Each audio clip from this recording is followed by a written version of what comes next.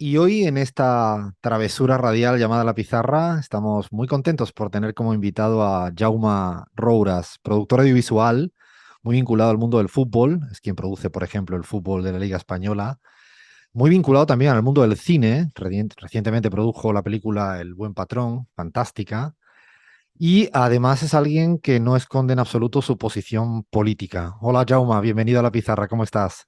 Hola, bastante bien. Intentando hacer vacaciones, ¿No como te todo el dejan mundo hacer en este techo. vacaciones en España ahora? Sí, bueno, intentándolo como mínimo. Mira, nos gusta empezar siempre nuestras charlas por el mundo de los sueños, Jauma. ¿Qué tanto sueñas? Es decir, ¿te acuerdas de lo que sueña, pero me refiero a soñar cuando estás dormido? Alguna vez, pocas, pocas, no. Aquello cuando digamos, en el momento que te despiertas, ¿no?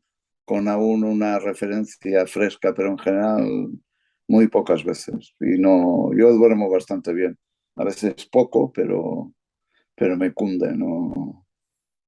¿Hay algún sueño recurrente de pequeño, de chico, que te acordabas así o que te venía constantemente y lo tuvieras, todavía lo tienes presente, ¿te acuerdas? No, no, la verdad. Yo además, como de pequeño, tampoco quería ser ni bombero, ni policía, ni todo eso que se dice a veces, pues no, no.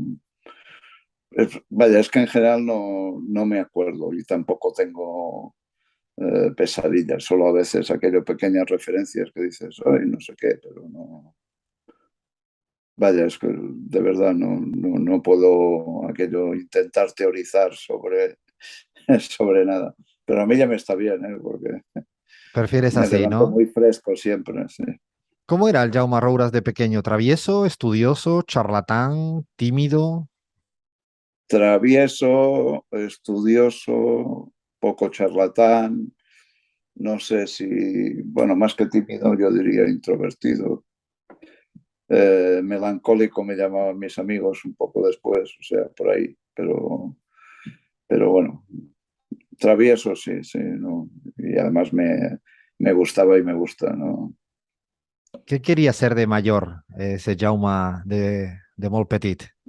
No, es lo que decía antes, ¿no? Yo no tenía aquello, lo típico, ¿no? De que eso, uno quiere ser bombero, no sé qué, no sé cuánto. No, yo nunca, pero digamos, yo también vengo un poco de la posguerra, ¿no? Del razonamiento, como se decía, las restricciones de luz, de agua, y entonces no, digamos, la realidad misma, con eso no quiero decir que sufriera ni nada, pero la realidad ya te llevaba, digamos, a una actitud y a una actividad de algún lado pausada, pero entre comillas muy responsable, ¿no? Porque pues, tenías que apagar la luz, no podías, no había duchas, era lavarse, era otra cosa, teníamos el queso los americanos en la escuela y aquella leche en polvo horrible, pero bueno,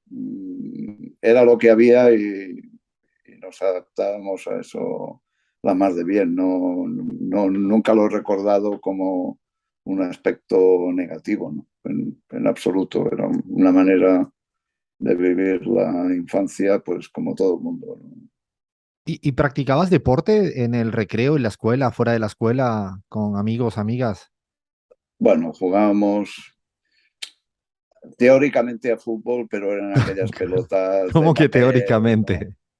Sí, digamos, porque eran pelotas, o sea, no era como ahora la gente, bueno, desde hace muchos años la gente juega con balones, ¿no? Ya que yo eran pelotas que hacíamos con periódicos, gomas, dentro de una media, si teníamos suerte y pescábamos una media rota y cosas así. Y a mí me gustaba mucho correr, pero, pero digamos, como corríamos, ¿no? Aquello de, claro, Barcelona es muy cuadriculado, entonces hacíamos los 100 metros que hay en cada manzana y cosas así. Pero ¿Y bueno, fútbol y correr, fútbol, nada de qué más. posición, te acuerdas? ¿O aquello ya no era ni posición? Esto es algo muy moderno. No era tampoco, no, allí no había posiciones, allí era aquello, elegíamos, ¿no? Y cinco iban a un equipo y cinco iban al otro y cada uno hacía más o menos lo que podía.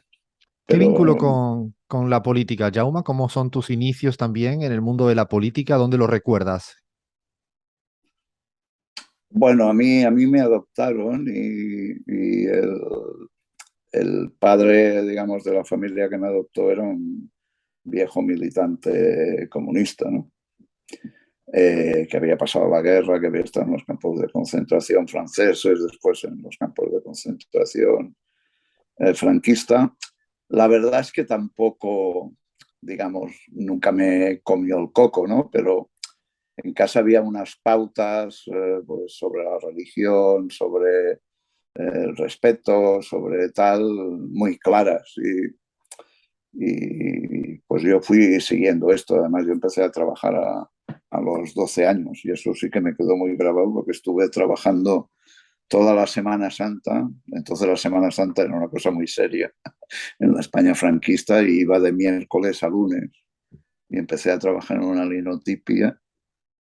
Justo cumplí los 12 años entonces, porque yo los cumplo en abril. Por trabajar todos esos días de fiesta me dieron 25 pesetas. 25 pesetas pues no era casi nada, ¿no? Bueno, era mucho o era casi nada.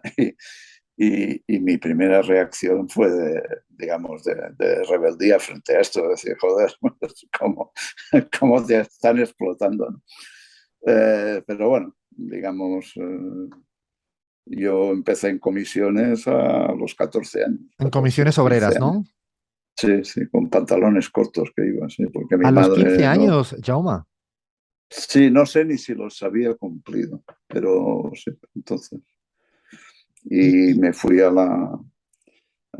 digamos, al cabo de poco ya creamos las comisiones obreras juveniles y ahí es donde, entre comillas, me fogué más en la calle, porque yo ya trabajaba y ya en el trabajo hacíamos algún lío de cuando en cuando, pero hay que conocer lo que era la España franquista de principios de los 60, que mucho margen no había. y en el mundo de la Y bueno, comunicación, Jauma, ¿en qué momentos empiezas a también a dar esos primeros pasos profesionalmente hablando? bueno, yo estuve en Nicaragua del 78 al 80 y después del triunfo de los sandinistas, casualmente, empecé, bueno, a ayudar más que a trabajar, ayudaba a una agencia que se llama Biz News, que entonces era internacionalmente era bastante conocida y respetada, y no quiero decir que fuese progresista, pero bueno, en el marco de Centroamérica de los años finales de los 70 80 con la victoria en Nicaragua, con la situación de El Salvador, etcétera, etcétera, pues digamos, nadie era muy de derecha, por decirlo de alguna manera. Entonces empecé a ayudarles y de alguna manera aquello me despertó el tilín. Pero bueno, digamos, yo estaba allí militando, no estaba allí para hacer comunicación. Sí que escribía artículos para las revistas de la Liga, de la situación allí en Nicaragua y tal. Recuerdo uno que me salió muy redondo, que era sobre la alfabetización, la campaña de alfabetización, que además coincidí con Dora María Tellez, que ahora la pobre está presa y era una mujer excepcional. Bueno, es una mujer excepcional. Pero recuerdo un titular que era la revolución tiene 5 vocales, porque la revolución tiene 5 vocales y eso era una manera de empezar las clases de alfabetización y eso a mí me encantaba y uno de los artículos que hice tenía ese titular Me y quedo con me el titular identificaba porque mucho con eso. nunca había pensado en que la revolución tiene las Sí, cinco sí, pues la vocales. revolución tiene 5 vocales. Es una, Te es, sirve, te sirve. No, quiero decir que era yo haciendo bromas siempre la llamo pedagogía activa, ¿no? Porque era una manera de enseñar, pero dejando claro los posicionamientos. Nosotros en la pizarra, Jauma, tenemos un segmento que amamos mucho, que nos encanta, que se llama Fútbol y Política. Lo hace Leandro Álvarez conmigo. Hemos tratado primero que tratamos fue el brasileño Sócrates, con una historia de fútbol y política. Hombre, También, no sí, sé, Cantona, Maradona, un Lucatelli. señor, un señor del fútbol y de la política. Sí, sí. Sí, ¿no? Pero han pasado mucho, hasta Weah, ¿no? Presidente de Liberia, Cantona, el francés, Maradona, Lucatelli en la parte del otro lado, no sé, Guardiola. Tú que conoces muy bien el mundo del fútbol, ¿cuánto hay de política en el mundo del fútbol español o en el mundo del fútbol mundial? Bueno, más allá de que yo creo que todo es política, esa famosa frase de que no mezclemos el deporte o el fútbol con la política, la utilizan los políticos fundamentalmente cuando están utilizando el deporte para hacer política, ¿no? Pero eh, lo que pasa es que todo ha ido evolucionando, ¿no? Digamos, los deportistas antes se mojaban menos, ahora no es que se mojen mucho, pero hay temas que desgraciadamente, más allá de algunos pronunciamientos sobre situaciones políticas particulares como los de Guardiola con respecto a la situación de Cataluña o los de Cantona en su momento, por ejemplo, el tema de la homosexualidad, ¿no? Continúa siendo un tema tabú que normalmente solo lo rompen deportistas valientes, pero que esperan de alguna manera acabar su carrera, ¿no? Para manifestar eso. Y mientras han estado sufriendo allí, digamos, una opresión, una representación y tal y cual. Y aunque no sea directamente política, yo creo que eso será un poco la clave de bóveda del cambio, ¿no? En el momento en que, digamos, se asuma esto, que en el mundo del deporte femenino siempre ha estado muy asumido desde dentro y también asumido desde fuera. En cambio, en el masculino aún continúa con unos grandes tabús. El día que esto se rompa, yo creo que veremos el momento en que los deportistas en general y los futbolistas en particular se abrirán más a participar políticamente, explícitamente en la vida social, espero, vaya. Pero si no son capaces de romper esta barrera, que en el siglo XXI debería ser mucho más fácil, pues les cuesta más hacer lo otro, ¿no? Y yo creo que de alguna manera será una referencia, ¿no? También las mujeres se manifiestan políticamente más que los hombres, ¿no? Y no debe ser casualidad esa relación a la que hacía referencia. En tu caso, ¿te han criticado más en el mundo del fútbol por ser catalán o de izquierda o hay empate? Bueno, no, pero digamos, yo distinguiría, yo creo que en la industria del fútbol uno es bastante respetado, porque llevo muchos años, porque nosotros hemos, digamos, no quiero decir revolucionado, pero cambiado muchas de las referencias del mundo del fútbol, cosas que antes no se podían ni poner en cuestión, ¿no? Y además le hemos dado una orientación a veces muy política. Por ejemplo, la guerra del fútbol en España era una guerra económica y social, digamos, porque la gente no se acuerda, pero con Prisa tú tenías que pagar 12 euros para ver un partido. Y nuestra guerra era para que por 12 euros pudieses ver fútbol todo el mes, prácticamente, o 3 semanas, ¿no? Casi todo el mes. Y eso lo conseguimos después digamos, de sufrir mucho porque Prisa era un gran imperio y además políticamente tenía siempre todos los apoyos. Quiero decir que muchas de esas cosas que parecen eh, muy secundarias o que son batallas empresariales, pues desde nuestro punto de vista respondían a otros parámetros en los que siempre nos hemos movido. Entonces, dentro de lo que es la industria del fútbol, el mundo del fútbol, yo creo que somos muy respetados. Después, desde que existen las redes y Twitter, pues bueno, ya ¿no?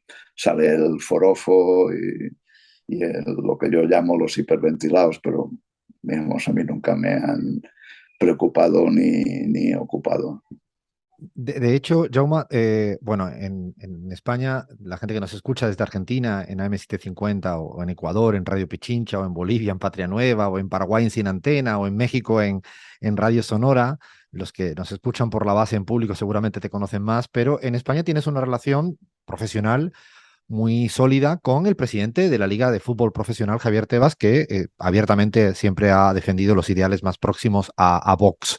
¿Cómo le explicas a la gente en América Latina o inclusive allá en el Estado español esto? ¿Se habla de política? ¿Habláis de política vosotros o circunscribís al mundo del fútbol, que es lo que os reúne?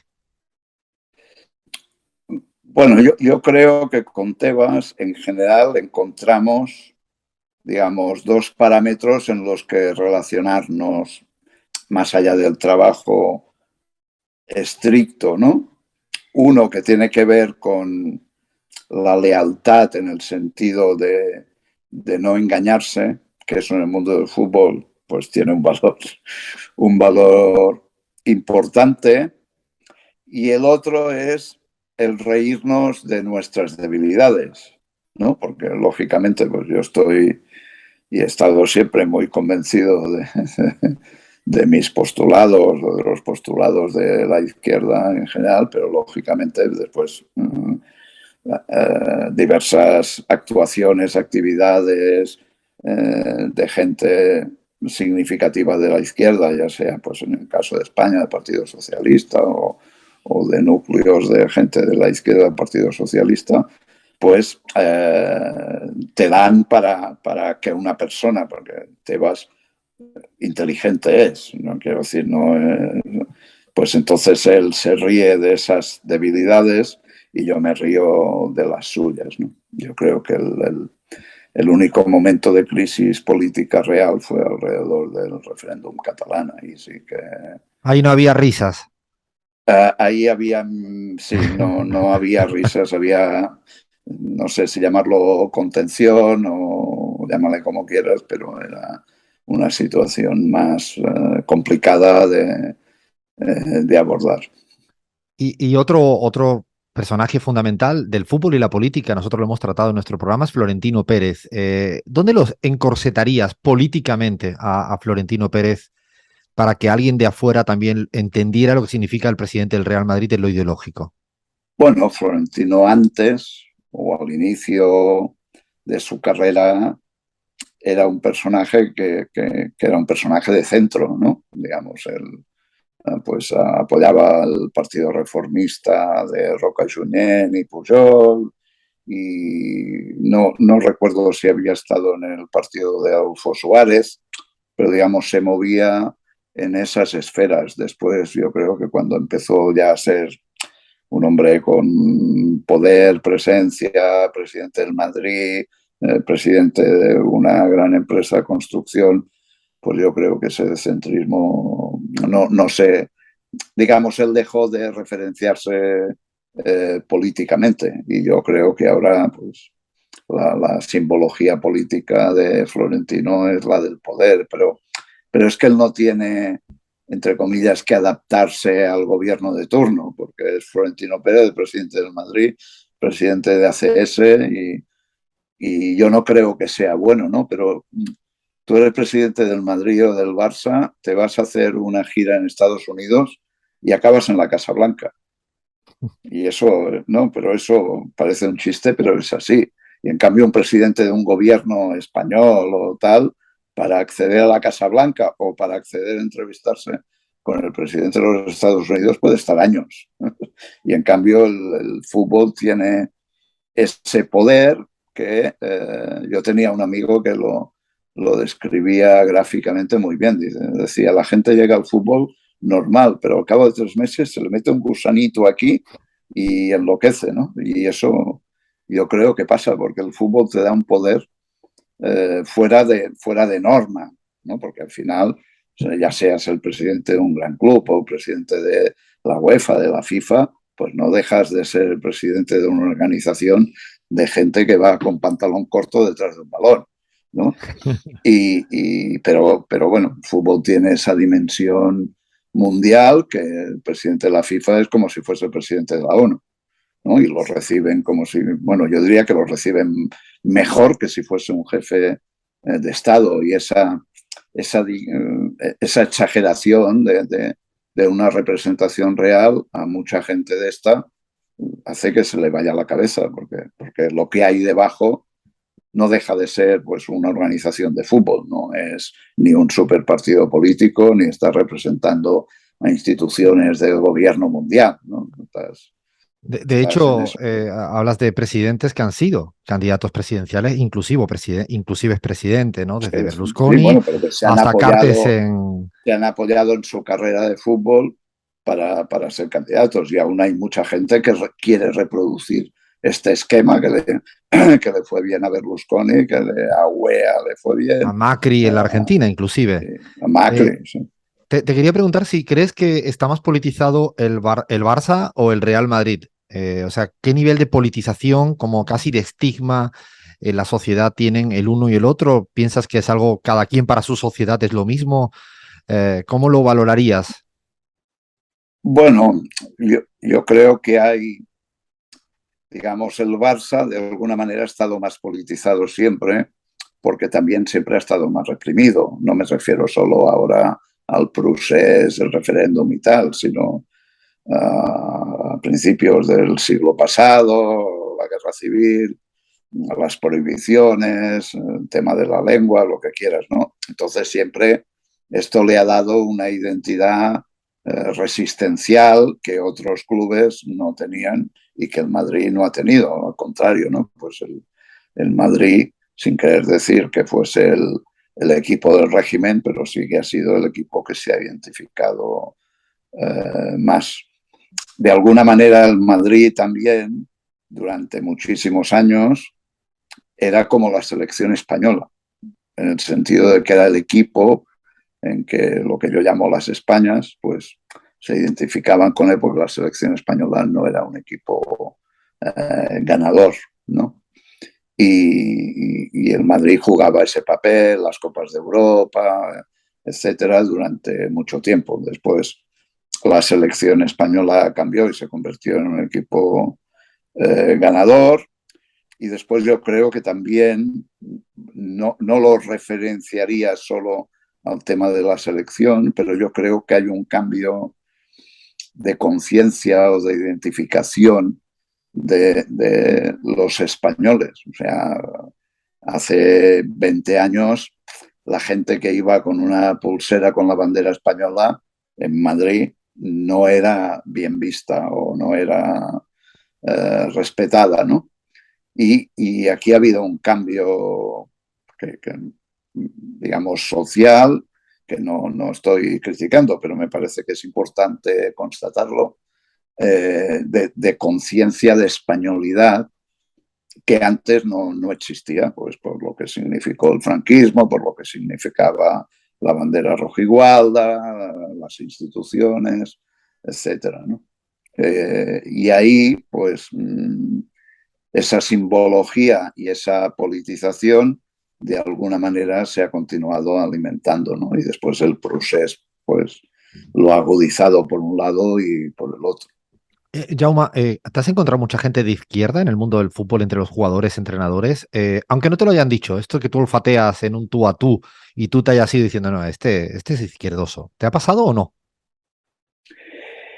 Eh, Me ha pasado más en el baloncesto.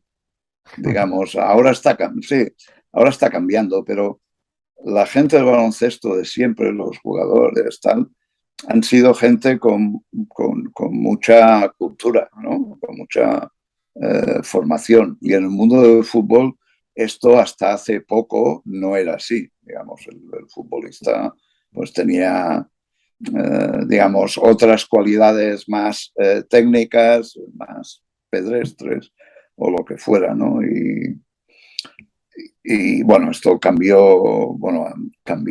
Digamos, gente como Valdano, Zubizarreta, Guardiola, pues ayudaron a cambiar esto, porque al final es muy difícil eh, diseccionar lo positivo, lo negativo del fútbol, el regambre social y todo eso si no tienes una referencia política y social clara, ¿no? El caso de Valdano, el caso de Vázquez Montalbán o de la gente que se ha dedicado, digamos, más a intentar a salir del esquema del fútbol opio del pueblo y, ¿no? y tal, sino analizar el fenómeno y el poder social que el fútbol representa, porque si además no entiendes esto y eres de izquierdas, te equivocas De mucho, hecho, nunca Jaume, pienso conectarás. justo, estaba escuchándote y pensaba, si piensas que la izquierda española, catalana, latinoamericana, desprecia demasiado a la gente que le gusta el fútbol.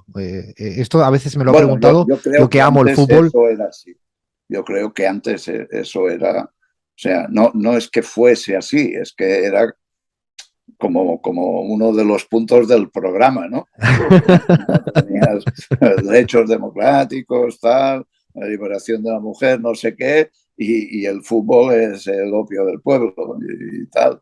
Y por eso decía que gente como Vázquez Montalbán, etcétera, bueno, ha habido un montón Galeano, ¿no? En este lado del charco, ¿no? sí, Galeano, ¿no? Iba a decir un montón de argentinos, uruguayos, Jorge Valdano y tal, que han ido desbrozando esto para enseñar que respondía a una identificación social que tenemos que tener en cuenta y que la tenemos que ganar, porque si no, no entiendes nada, ¿no? No puedes despreciar una cosa que aglutina pasiones y millones de seguidores en todo el mundo, que los niños, los jóvenes, digamos, se mueven como se mueven por eso. Estamos hablando con Jaume Rouras, productor audiovisual, vinculado al mundo del fútbol, vinculado al mundo del cine, de las series. Yo te quiero hacer una pregunta de tu equipo, que también en este caso pues es el mío, que es el Barça. Has salido, y yo no sé en qué lugar no has salido, mejor dicho, en los últimos días, porque compraste el 25% de Barça Studios, dedicada a la producción audiovisual, y fue un ingreso necesario, fundamental, para que en el último tiempo se pudieran inscribir jugadores como Lewandowski, Rafinha y otros. También fuiste garante in extremis en el momento que Laporta fue candidato electo en la última cita. Dicen tanto eso en los grandes medios que eres el nuevo salvador del Barça. ¿Cómo te lo tomas esto y cómo le explicas a alguien de la Argentina, de México, del Paraguay, este titular que habrán leído desde, no sé, desde el Marca, pasando por el Sport a yo no sé dónde? Bueno, pero estos son los titulares para los clics, ¿no? No, quiero decir, cuando llegó Cruyff como entrenador en el 88, nosotros hicimos el primer gran contrato con el Barça, que entonces eran 2.000 millones de pesetas, o sea, nada, 12 millones de euros, ahora parecen nada. Pero en ese momento era Entonces, una 2.000 millones barbaridad. de pesetas era, yo qué sé qué, era todo, que es lo que le permitió a Cruyff fichar a Vaquero, Beguiristán, López Recart, todo, a constituir No, el no me hables equipo. de ese Dream Team maravilloso, que me pongo hasta nostálgico. Eh, y entre comillas, porque a mí eso yo no creo en ningún salvador, bueno, ya lo decía la canción de la Internacional, ¿no? Ya lo dice, pues digamos, ayudamos tanto más que ahora a resolver una situación comprometida, pero eso también yo lo explico y a la gente, digamos, madridista o a mucha gente de derechas que me ataca por tonterías, que hicimos una cosa similar con el Real Madrid cuando llegó Florentino. Es decir, Florentino llega a la presidencia del Madrid en una situación económica complicada y ¿qué hace? Yo digo lo mismo que Laporta. Uno, vender activos. Él vendió la ciudad deportiva. Parece que la gente no se acuerde, pero uno de los pilares de la reconstrucción del Madrid fue la venta de la ciudad deportiva. Hizo otra cosa que fue subir un 20 o un 30% las cuotas de los abonos, cosa que yo reclamo para el Barça de siempre, pero como hay que hacer populismo, pues las diversas juntas no lo hacen. Y entonces ser socio del Barça es baratísimo, cosa que bueno, me parece mal porque hay que ayudar a la sociedad, ¿no? Si eres tu socio, pues tienes que ayudar a tu sociedad. Entonces, tienes que poner dinero. Y después Florentino constituyó una cosa que se llamaba la Sociedad del Conjunto de Derechos, que es un poco lo mismo que está haciendo Laporta en una situación más compleja, que es, pues, no hipotecar, sino compartir la explotación de una serie de activos, y en esa sociedad estaba todo, excepto los derechos de televisión, pero estaba el marketing, el merchandising, la camiseta, tal, con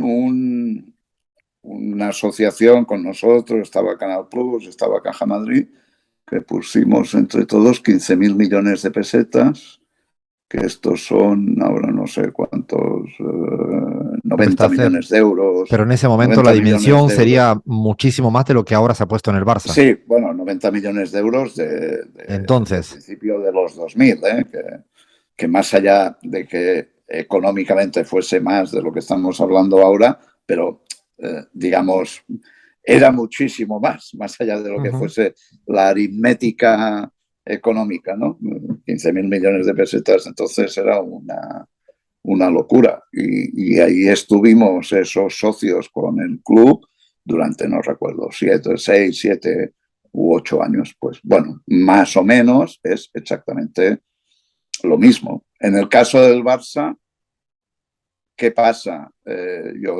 Hay que distinguir lo que era el aval de lo que era este último acuerdo.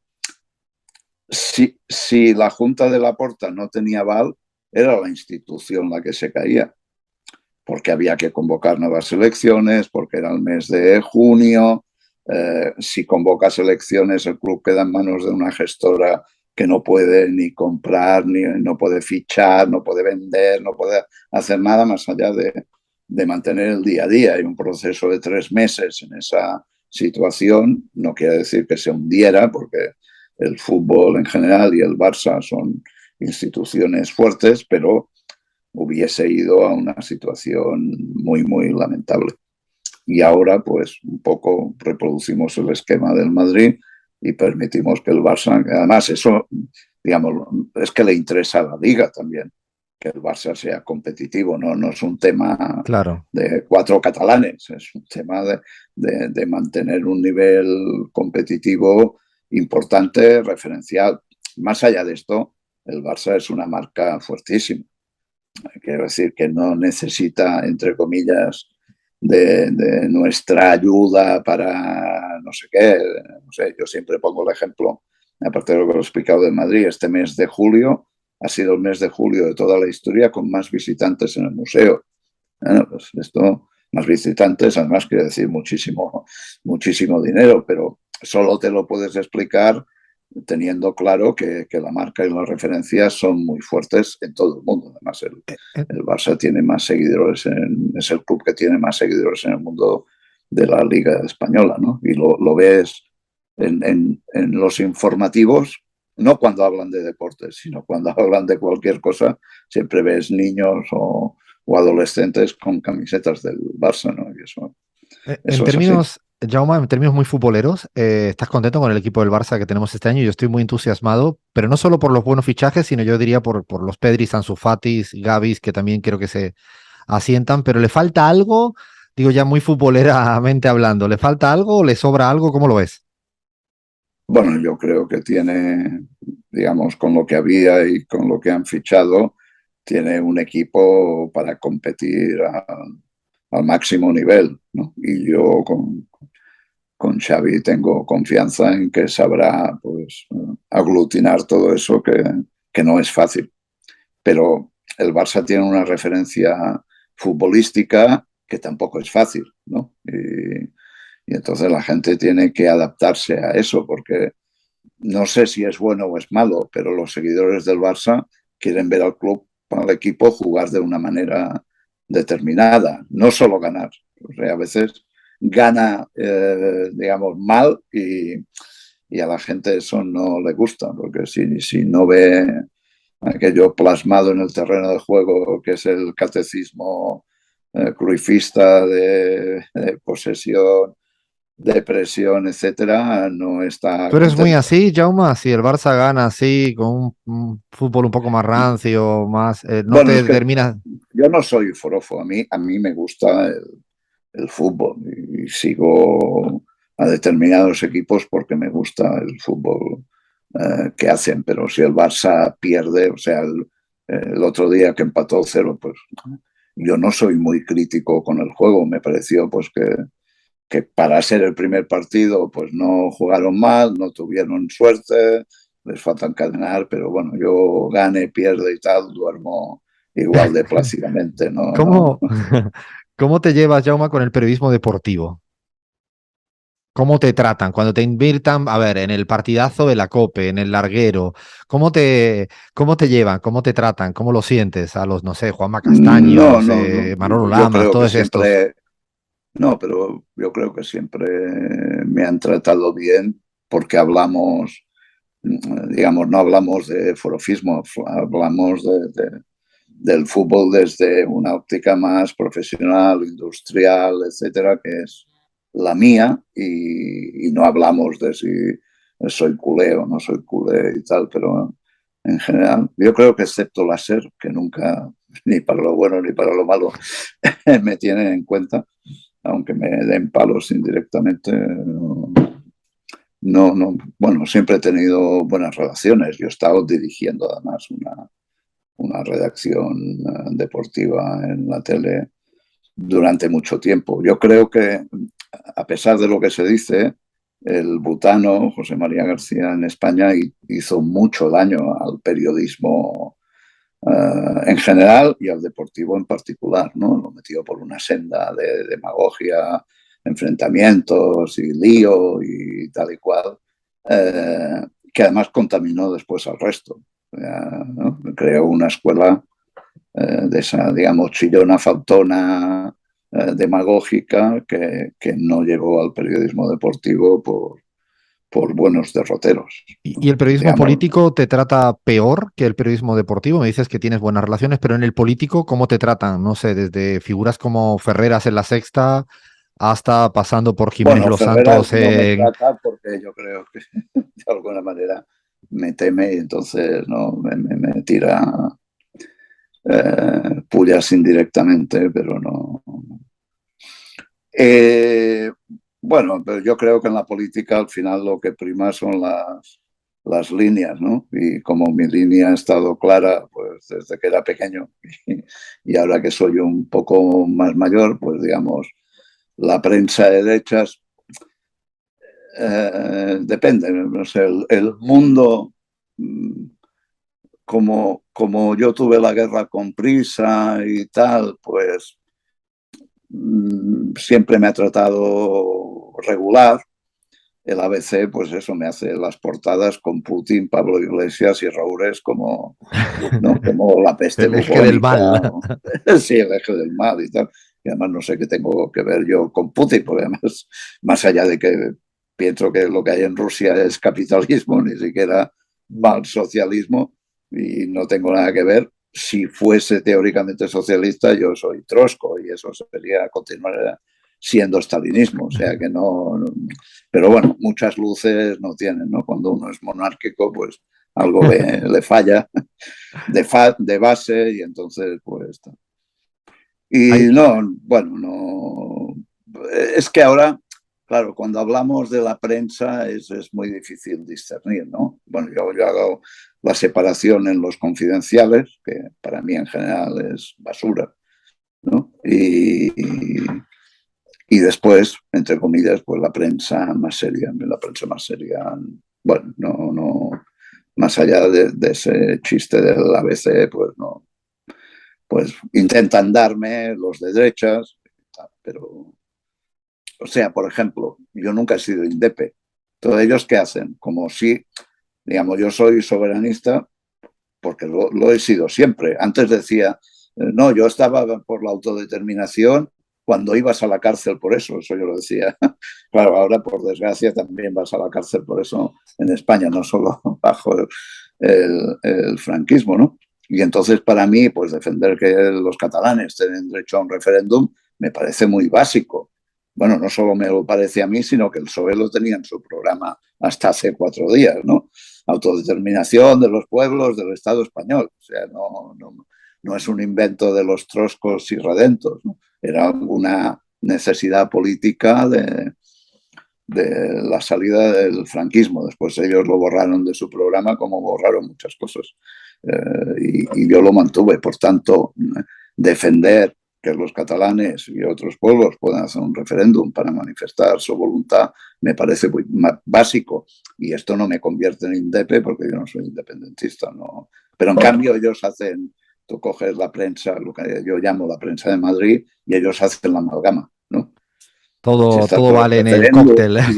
y condenas que encarcelen a gente por eso y tal y cual, eres un independentista, odias a España y por tanto no hay que darle trabajo. Esa es su obsesión, es esta, no hay que darle trabajo, no puede ser que se mueva en el mundo del fútbol, y bueno, todo esa demagogia barata que además, más allá del odio estúpido, es un concepto muy antidemocrático, ¿no? Si yo no estoy de acuerdo políticamente contigo, tú no tienes derecho a trabajar, ¿no? Bueno, pero, digamos, de dónde venimos, en qué cabeza puede germinar esto y utilizarlo como un argumento repetitivo y cotidiano. No es alguien que en algún momento de ofuscación diga esto, sino que esa identificación se hace cotidianamente. No hay que darle trabajo porque es un independentista, ¿no? Sí, son tiempos que incluso parecieran que son de otra época, pero como que no. Y si además Sí, te, sí, te no, contara cosas de desgraciadamente América, de el América Latina. franquismo en España continúa presente y hay un retroceso global, ¿no?, de lo que es la cultura democrática. Es Te quería evidente. preguntar, Jaume, sobre otra línea de trabajo tuya, quizá un poco menos conocida para la gente que está dentro del fútbol, que es la parte de productora de cine, serie, programas, documentales. Yo, de hecho, he visto de lo último que has hecho, desde El Buen Patrón hasta casi todas las películas anteriores de Fernando León de Aranoa, no sé, Perdona, y nosotros hemos producido con Daniel Burman y Ossi el espía Bueno, de arrepentido, hecho la tenía apuntada aquí, porque es una serie que es una super maravillosa, serie sobre... maravillosa. La disfruté mucho y realmente todavía, de hecho, ese tema político en la Argentina sigue siendo objeto de noticias, Sí, ¿no? sí, yo creo que además la serie ha ayudado a, no solo a recordar, sino a poner sobre el tapete la necesidad de tomar algunas medidas. Y ahora estamos haciendo la segunda temporada. Viene segunda temporada. Mira, qué alegría que me Sí, diste sí, viene aquí en vivo segunda y en directo temporada. porque me quedé con ganas de muchísimo más. No sabía, la serie es más que Sí, sí. Bueno, recomendable. la primera acababa con, ¿no?, con el No hagamos spoiler, no infiltrado. hagamos spoiler, no hagamos spoiler, Vale, pero, vale, pero, sí, sí, no pero sí hagamos spoiler. merece mucho la pena. Yo sí, El espía arrepentido, películas, no sé, Un día perfecto, Princesas, Amador, todas para mí son recomendables. O Camino, que no es de Camino Fernando era León de un Aranoa. super peliculón. Uf, cómo me hizo Un super sufrir. peliculón contra el Opus Dei Exacto. de esa película hace como 15 años, ¿Cuánto tiempo hace? digamos, Hace mucho tiempo, 15 años. 15 años debe ser, ¿no? Estamos 22, bueno, sí, entre 10 y 15. Y en España hacer una película contra el Opus Dei no es Muy fácil, ¿no? recomendable Camino o el documental de Salvador Puig Antich, ¿no? Otra cosa maravillosa. Películas de Woody Allen, has producido no sé cuántas, desde Vicky Cristina Y Barcelona. la de Patricio Guzmán de Salvador Allende, que fue la primera película sobre Allende que se estrenó en los cines en Chile después del golpe, debía ser a los 30 años del golpe, si no recuerdo mal, en el 2003. Esa no la tenía Pues, anotada que era pues producida además, por ti, bueno, Jaume. como muchas películas le sobra 15 minutos, pero es una gran película sobre Allende y lo que significó. Primero, Ya, pregunta sobre el tema del cine. ¿Hay más egos entre los actores, actrices que los futbolistas? ¿O también hay empate? bueno, son diferentes. Son diferentes porque además, digamos, las presiones, los inputs que reciben son digamos, de sectores sociales diferentes. No, no.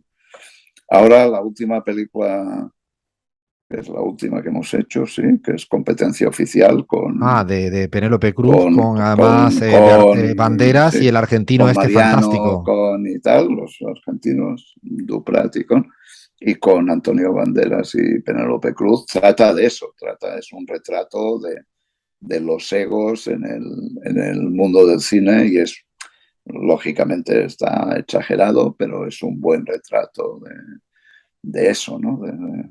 Pero bueno, es que, digamos, tú eres un artista y te encuentras dentro de un torbellino y es muy difícil a veces asimilar bien, superar, digamos, todo ese reconocimiento, presiones, etcétera. Y hay gente que lo lleva bien y hay gente que lo lleva peor y hay gente que, como decía mi amigo del fútbol, se le mete aquí un gusanito De hecho, ahí y pierde lo demos. actuación de Óscar Martínez, Penélope Cruz, Antonio Bandera, muy, muy recomendable. Sí. Respecto al mundo del cine, siempre no sé si la palabra es siempre haces o siempre prefieres películas con cierta sensibilidad, crítica, política, social, o si hay algo muy bien hecho, vas hacia adelante sin sesgos. Bueno, es que yo no creo que sea un tema de sesgos, ¿no? Yo O a de veces miradas, digo de enfoque, si que quieres tengo un ponerlo. exceso de responsabilidad, pero yo creo que todos tenemos una responsabilidad social, ¿no? Yo a mis hijos cuando eran, nunca les he comido el coco, pero siempre les decía, vosotros habéis llegado aquí y tenéis carreteras, hospitales, escuelas, ¿no? Tenéis de todo, ¿no? La sociedad os da un montón de cosas, pues tenéis que, entre comillas, devolver esto de alguna manera. Quiero decir que tenéis que tener responsabilidad social y yo me lo he tomado siempre así, exageradamente, bueno, no exageradamente, yo siempre le he dado un carácter de militancia, ¿no? Yo siempre he dicho, yo no trabajo, yo milito, pero en el sentido de que todo lo que puedo hacer para ayudar a que la sociedad sea más justa, mejor distribuida, etcétera, etcétera, pues yo creo que es una obligación que tenemos todos. Y bueno, pues yo por suerte he tenido la capacidad eso, de plasmar eso en el deporte, de plasmar eso en el cine o en las series y eso es lo que me motiva. Y además tengo suerte porque no hay mucha gente que ocupe ese espacio, ¿no? Es verdad, no. Incluso cuando hago cine con Woody, no es una cosa diferente. Yo no lo veo una cosa. ¿En qué sentido? En que Woody fue de los primeros que diseccionó la sociedad capitalista, ¿no? Y toda la mierda que nos mete en la cabeza y todos los tabús, ¿no? Sobre el sexo, sobre la vida, sobre las relaciones personales. Y me parecía, pues, más allá de que su cine siempre me encantó, pero me encantó por eso, porque tenía otra manera ¿no? de explicar cómo esta mierda de sociedad nos prostituye, nos pervierte, nos acompleja, etcétera. Pero tenía una manera que la gente respondía positivamente, ¿no? Y ahora ya nos quedamos casi sin tiempo, terminamos con un poco de tiquitaca, pregunta corta y respuesta también casi al toque. ¿Cuál es así, a la rápida, cuál es el estereotipo de el catalán que creas que más injusto es? Tacaño. O sea, Eh, no es. El catalán no es tacaño, pero tenemos fama de tacaño. y sí, es verdad, es como el mantra. Un presidente o presidenta de América Latina con la que te gustaría tomar un cafecito. Lula, aunque, Un, bueno, lo ha sido. y no O puede quieres ser. decir uno de los De actuales, los actuales también podría ser. Petro. También lo conozco de antes, pues ahora me encantaría compartir un café para recordar viejos tiempos y cómo ha llegado al poder ahora. Un político de España con el que no te tomarías un café. Bueno, dejando de lado los de Vox, porque esto es muy evidente, los, los de derecha demagógica, ¿no? Es que no, digamos, no hay una base para tomar un café, porque no hay nada que conversar con alguien que no quiere razonar, sino inventarse argumentos, ¿no? Un país de América Latina en el que te gusta mucho. Bueno, a mí me gusta mucho Nicaragua porque he estado allí años felices y plenos, pero no está en la mejor situación como para ir, ¿no? ¿Y de Es vacaciones a cuál te es irías una ahora de lástima. América Latina? ¿Perdona? ¿De vacaciones? Así que te guste lo cultural, en el pasear, en en la naturaleza de América Latina. Seguramente México. Eh, ¿Cuál ha sido el mejor entrenador del fútbol español que tienes en tu cabeza? Bueno, podría decir Valdano, Guardiola, Cruyff. No, me sería difícil separar uno de los tres. ¿Una película que nos recomiende, ya sea tuya o no? Una película, bueno, para mí una de las mejores películas de la historia del cine es Apocalipsis Now, y esa se la recomiendo a todo el mundo. Es como Cien años de soledad, ¿no? Que ya sé que mucha gente cuando te dicen un libro, y dice Cien años de soledad, dicen, no ha ido a lo fácil. No, no, es que te lo puedes leer 2 años después. Bueno, aparte que todo el inicio, cuando explica por qué Buendía se va a Sí. la guerra, todos los puntos que dice aún están por realizar en Colombia. O sea que, Es casi digamos, el programa de continúa inicio siendo de mucha actualidad, pero me divierte por eso, porque lees esas bases, ¿no? Y dices, joder, pobres aún están en eso. ¿Y una serie que hayas visto hace poquito, que sea linda para recomendar también? Bueno, poquito, o sea, para mí la serie es The Wire, pero hace poquito vi Gaslit, que no sé si la has visto, No esta la he de visto. Julia Roberts y Sean Penn, que es, digamos, es el Watergate, pero desde la óptica de la mujer del que era el fiscal general de Estados Unidos, que es el papel que encarna Julia Roberts. Y es una, o sea, no solo es una gran actuación de la Roberts y de Sean Penn y tal, sino que es una maravilla de serie. De verdad, te la recomiendo porque es muy, muy buena y son 6 o 7 capítulos. Queda anotada ahora, ya tengo ganas también de... Son buenas recomendaciones. Me acuerdo que yo sí me dijiste una vez y ahí quedó anotada y me la vi, me la comí entera. Y ahora para terminar, sí, dime una palabra por cada palabra que te digo. Maradona. Es que yo estuve trabajando con Diego mucho tiempo, cuando vino a jugar aquí al Sevilla. Y entonces es amargura para mí porque era un súper tipo. Y Mm. entonces, pues eso me produce amargura. Cruyff. Cruyff es la clase, es la inteligencia, la clase. Pedro Sánchez. Un gobernante al uso. León Trotsky. Un clarividente y un luchador hasta el final. El rey de España. Es como se dice, uno que no trabaja. No me sale ahora la palabra, pero es que es cero, además, ¿sabes? A veces me hace rabia que la gente no vea cómo pueden referenciarse a gente que no aporta nada. O sea, ¿con quién ha empatado? ¿A qué? ¿No? Pues a nada.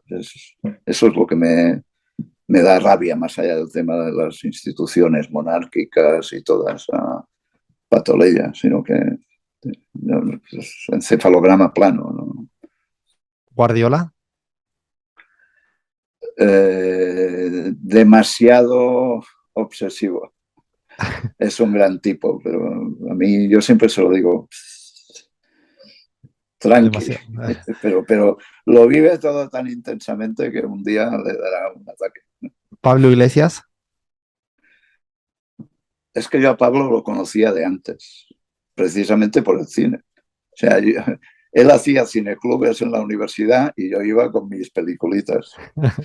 Y ahí nos conocimos cuando no era Pablo Iglesias, digamos. ¿No? Bien, bien. Pues, un gran tipo, además necesario. Y la última pregunta, y si no la digo, revienta.